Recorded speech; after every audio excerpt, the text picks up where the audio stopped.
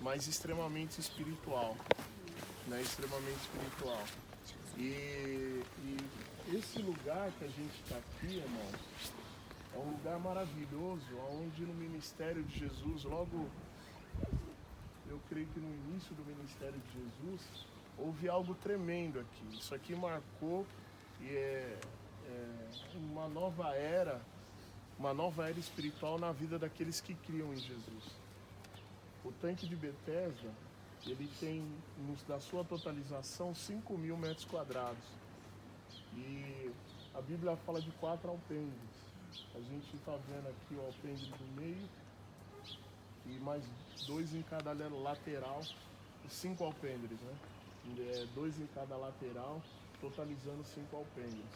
Então, aqui no Evangelho de São João,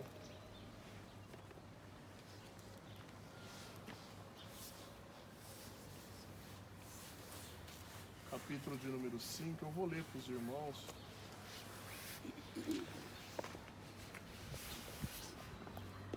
Para a gente poder ir naquilo que a gente crê, né, irmãos? E na palavra do Senhor, do jeito que a palavra é. Vai dizer assim, ó: depois disso havia uma festa entre os judeus e Jesus subiu a Jerusalém. Era tempo da festa. Ora, em Jerusalém, a próxima porta das ovelhas, um tanque chamado em hebreu Betesda, o qual tem 5 alpendres. E nesse jazia grande multidão de enfermos, cegos, coxos e paralíticos, esperando o movimento das águas. Porquanto o anjo descia em certo tempo ao tanque e agitava as águas. E o primeiro que ali descia, depois do movimento das águas, sarava de qualquer enfermidade que tivesse.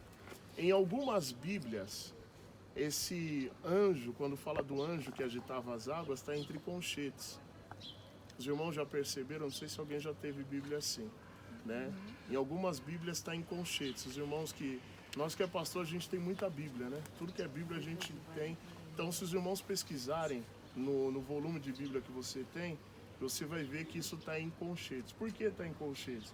Porque para poder fundamentar o Evangelho de João, se eu não me engano, irmão, não vou dar uma de inventários aqui não, vou falar aproximadamente. Tinha 3.800 evangelhos, 3.800 alguma coisa, de manuscritos do Evangelho de João.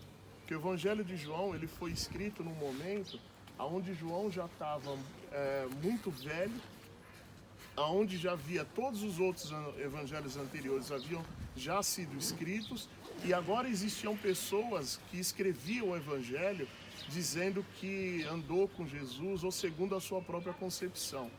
Então, eles viram que João ainda estava vivo e era o único que andou com Jesus, e João, na sua velhice, ele vai escrever o Evangelho de João.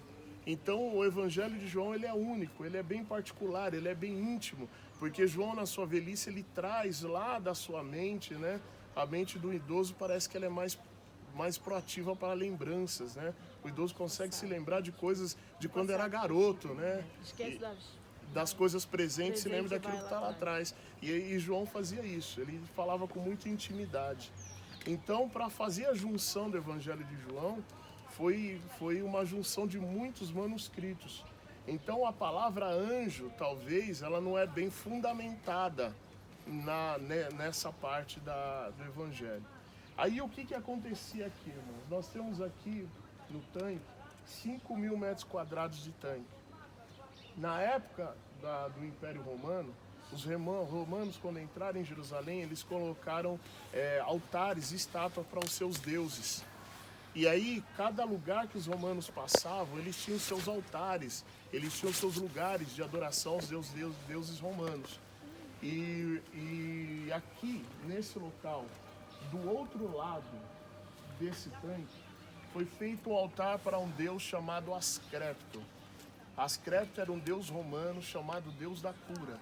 Toda vez que um soldado romano se machucava numa guerra, numa batalha, ou ficava doente, ele exclamava ao deus Asclepto para que o deus Asclepto o curasse. Eu fui até ver a origem do deus Asclepto, que diz que deus Asclepto era filho de Apolo com uma mulher, com uma mortal, E quando essa mortal teve Asclepio, segundo a história dos deuses romanos, da mitologia dos deuses romanos, ele foi dado a um minotauro, a um centauro chamado Ciro, que o criou na guerra e ensinou a ele o dom da medicina. Então eles fizeram daquele outro lado um altar a esse deus chamado Asclepio. E toda vez que um romano ia para a guerra, se machucava, ou talvez quando estava doente, ele descia até as águas do tanque e ele se purificava, ele se mergulhava aos pés do deus Asclepio clamando por cura. O tempo que nós estamos falando, irmãos, é um tempo intertestamentário, é um tempo onde não havia uma manifestação presente de milagres, curas, profecias e tantas coisas. E as pessoas agora foram esfriando na sua fé, porque o poder que eles conheciam era um poder das histórias que eram contadas para eles, é um poder antigo, é um poder que que estava na Torá, que estava nas suas histórias. E agora o povo do outro lado do tanque se mergulhava aos pés do deus Asclepio, pedindo a cura, pedindo o milagre. E no desespero, alguns hebreus também faziam isso.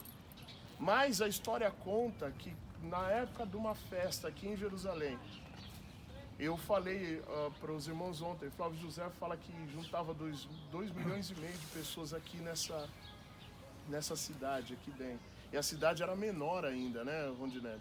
Foi reconstruída, foi ampliada depois. E aqui as pessoas desciam essa escadaria e quando chegava lá embaixo, elas se purificavam para poder entrar no templo. Elas se purificavam para poder entrar no templo.